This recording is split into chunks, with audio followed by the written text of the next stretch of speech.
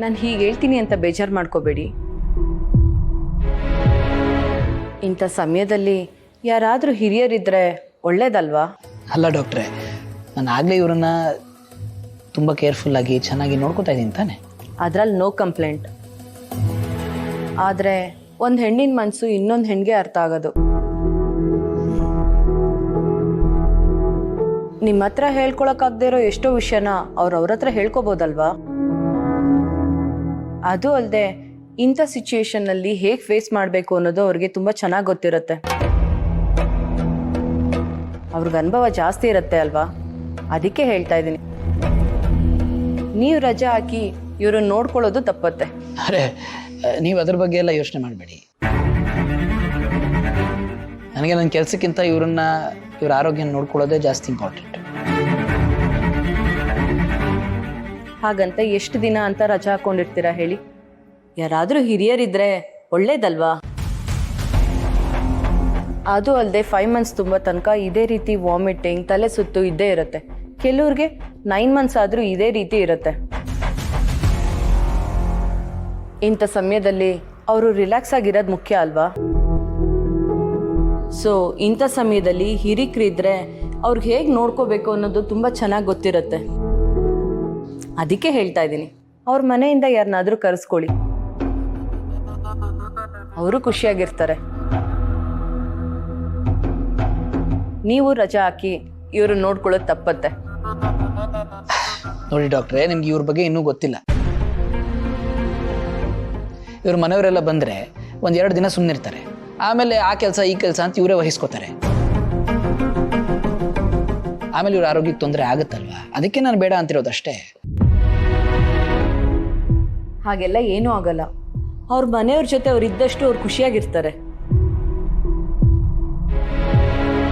ಅದು ಅಲ್ಲದೆ ಇವ್ರದ್ದು ಮೊದಲನೇ ಪ್ರೆಗ್ನೆನ್ಸಿ. ಅವ್ರ ಕುಟುಂಬದವ್ರ ಜೊತೆ ಅವ್ರು ಇರಬೇಕು ಅಂತ ಅವ್ರಿಗೂ ಆಸೆ ಇರುತ್ತೆ ಅಲ್ವಾ?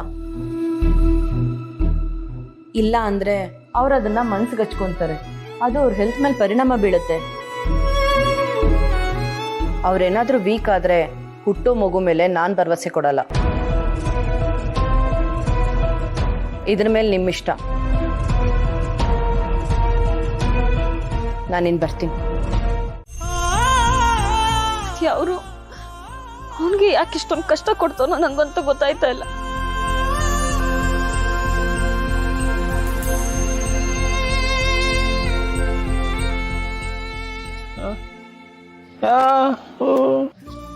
ಏನು ಇಲ್ಲ, ನಿನ್ನ ಅಳಿಯ ಎಷ್ಟು ಚೆನ್ನಾಗಿ ಕೆಲಸ ಮಾಡ್ತಾನೆ ಅಂತ ಹೇಳ್ತಾ ಇದ್ದೆ.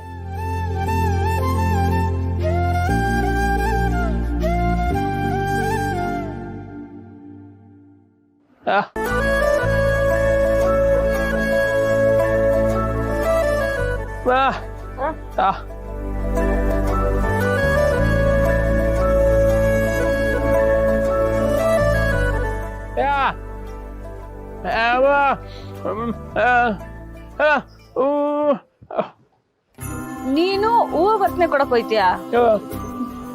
ಏನು ಬೇಕಾಗಿಲ್ಲ, ನಾನು ಕೊಡ್ತೀನಿ. ನೀನ್ ಹೋಗಿ ಅಂಗಡಿ ನೋಡ್ಕ.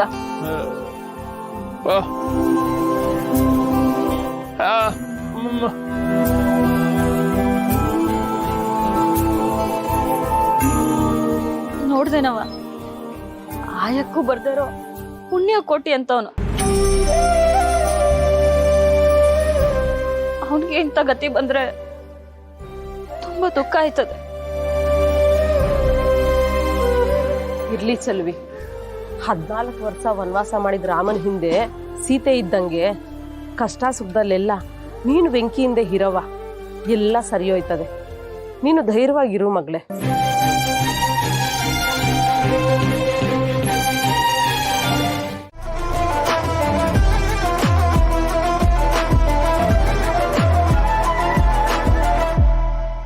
ರೀ, ಏನಾಯ್ತು? ಯಾಕೆ ಈ ಥರ ಯೋಚನೆ ಮಾಡ್ಕೊಂಡು ಕೂತಿದ್ದೀರಾ? ಚಿನ್ನು ಮರಿ, ಡಾಕ್ಟರ್ ಯಾಕೆ ಆ ಥರ ಹೇಳ್ಬಿಟ್ಟು ಹೋದ್ರು? ನಮ್ಮಿಬ್ಬರ ಮಧ್ಯೆ ಇನ್ನೊಬ್ಬರು ವ್ಯಕ್ತಿ ಬರಲೇಬೇಕು ಅನ್ನೋ ರೀತಿಲಿ ಮಾತಾಡ್ಬಿಟ್ರಲ್ಲ.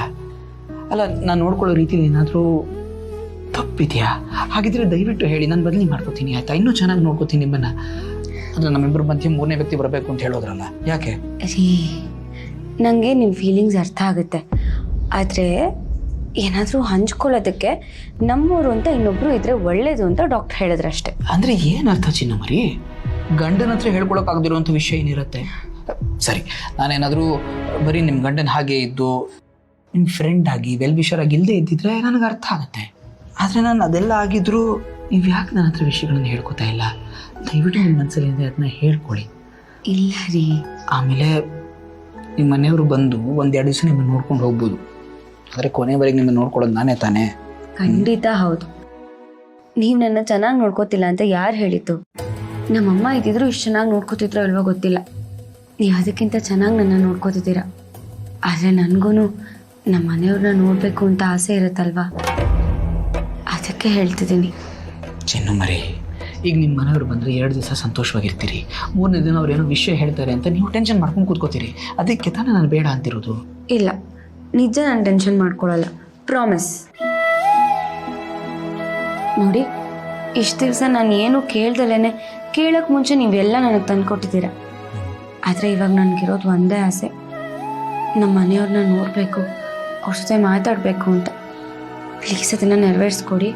ಇವತ್ತು ಅಪ್ಪನ ಬರ್ತ್ಡೇ ರೀ, ಆಗ್ಲಿಂದ ವಿಶ್ ಮಾಡೋಕ್ಕಾಗಿಲ್ಲ ಅಂತ ನಾನು ಕೊರಗ್ತಾ ಇದ್ದೀನಿ. ಪ್ಲೀಸ್ ಒಂದು ಕಾಲ್ ಮಾಡಿ ವಿಶ್ ಮಾಡಕ್ಕೆ ಬಿಡಿ. ಸರಿ ಚಿನ್ನು ಮರಿ, ನಿಮ್ಮ ಖುಷಿಗೆ ನಾನು ಯಾಕೆ ಅಡ್ಡ ಬರಲಿ ಹೇಳಿ? ಹೋಗಿ ಸಂತೋಷವಾಗಿ ನಿಮ್ಮ ತಂದೆಗೆ ಫೋನ್ ಮಾಡಿ ಅವ್ರಿಗೆ ಬರ್ಡೇ ವಿಶ್ ಮಾಡೋರಂತೆ.